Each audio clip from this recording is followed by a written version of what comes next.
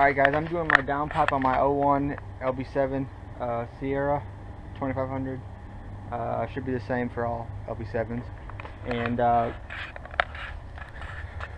unlike the LLYs and newer, you don't got a V-band back there, which would be nice. You got 4 bolts and 2 nuts. Kind of a pain. However, it's not too bad as long as you have the right tools. So I'll show you what you need. Alright. You're going to need some sort of cheater pipe. Alright. You're going to need a breaker bar of some kind. I used this little flex head ratchet, 1/2-inch drive on this, with this. Or you can, actually went out and bought a very large 1/2-inch flex head right there, and or you can use that one too, and then you probably don't need the little guy. But you will need 1 inch right here, and you will need the snap-on serpentine belt tool, and I'll show you how I did this one first. They're going to be 2 sockets, a 12 and a 14. Okay, so I put my mallet back there because as you pull on this, because it's at an angle, it pushes the serpentine tool belt back, and I want to strip the bolt, so I put something behind it to hold it steady, and then I just lifted it up and cranked her down, and I just heard it pop, so that's why I'm making this video now. So I can actually take this out.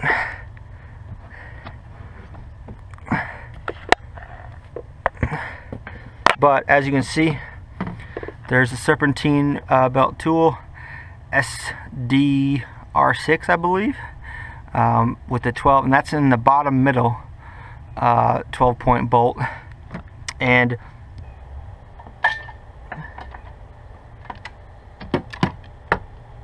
that's how I just got that. And this serpentine belt tool must have, as you can see, snap-on SRD6. It's not cheap, but I gotta get it if you want to do this without stripping stuff, it seems anyway. And then this is a Northern Tool, the Clutch brand Northern Tool item. And then you gotta have one of these. I guess you don't have to have one of these, but when I used my regular flex head ratchet with the you know, the C on the other end, it wasn't big enough, or at least my cheater pipe would not go around that, and this one it slid on the other end just fine. With that said, this thing is like $45 or $50 at Northern Tool as well. It's also a Clutch brand, but it's a 14 and a 12, 2 sizes you need, which really you only need the 14 for this one bolt. Basically, this is what I did for this tool. You stick it right back down there on the side you need, right there. Let it sit right here. Put your cheater pipe on it, and go psh, or you know, bust it the way you need to. And before I did each bolt, if I had space, I got them a little hot and soaked them in PB Blaster 2 or 3 nights prior to doing this. And once I finally went to the store, I was able to get them all off. Like I said, this serpentine belt tool was necessary for 5 of the 6. And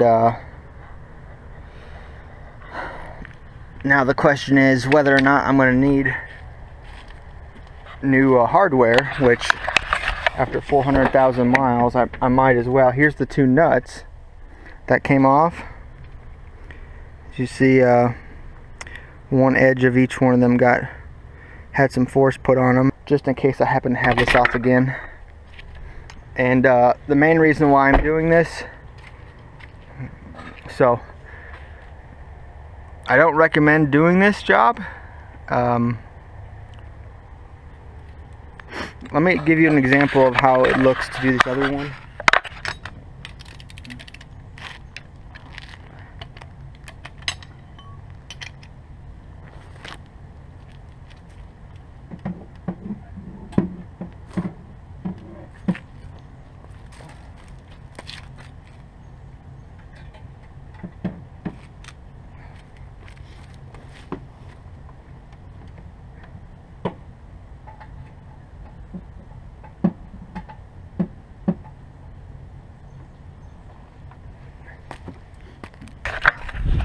See here, like this is how I got the top 3.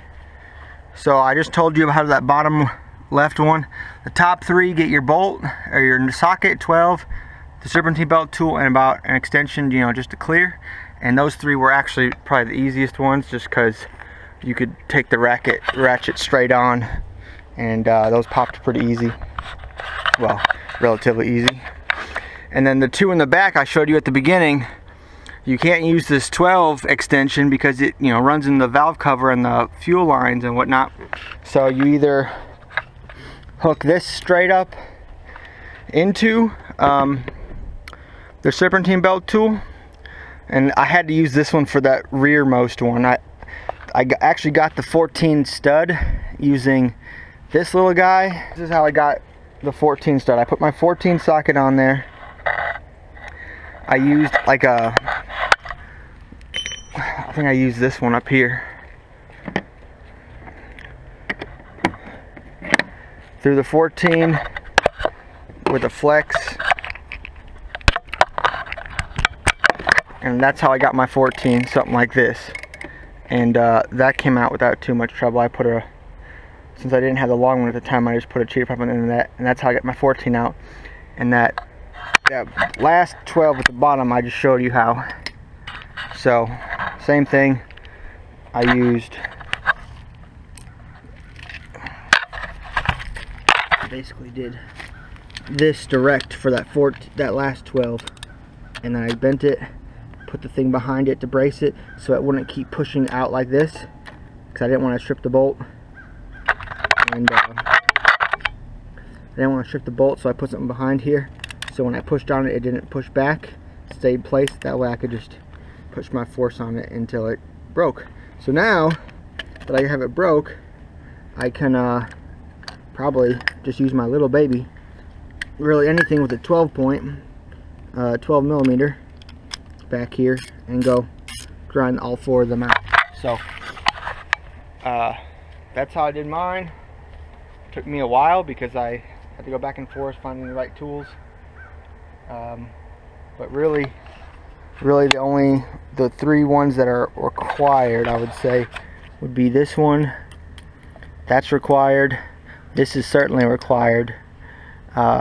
Something like this is you're going to need, I would say, two, and then for that one I did use this little guy. However, it might be possible that I could use this one on the other side as well and do the same thing, but I didn't have this big one yesterday when I was doing this, so I did that passenger, the driver's side 14, how I just showed you with the serpentine tool and the little short 3-inch extension.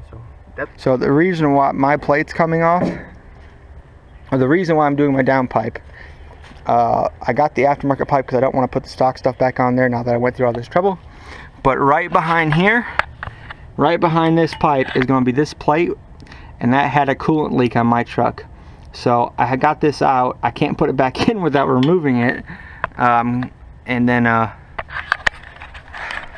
so that's where I'm at right now. I just got to wiggle the pipe out and then torque my new Merchant Auto plate back on. See, I got this one, the billet coolant block off plate. I stretched the part number, but you know what it is. Alright, I wanted to show everybody why I just removed my downpipe. And it's not even out yet, it's just loose, right? I have all the bolts out, it's just resting on the studs essentially right now. And this is why. I had a leak at that back coolant plate. As you can see, if I move this back just a little bit, you can see the bottom bolt of it right there. Alright, and right now, if I needed to, I could just stick my hand up by the starter and you know, tighten those two bolts back down and then rebolt everything down. But we're gonna get this out. Looks like it's going to come out the top.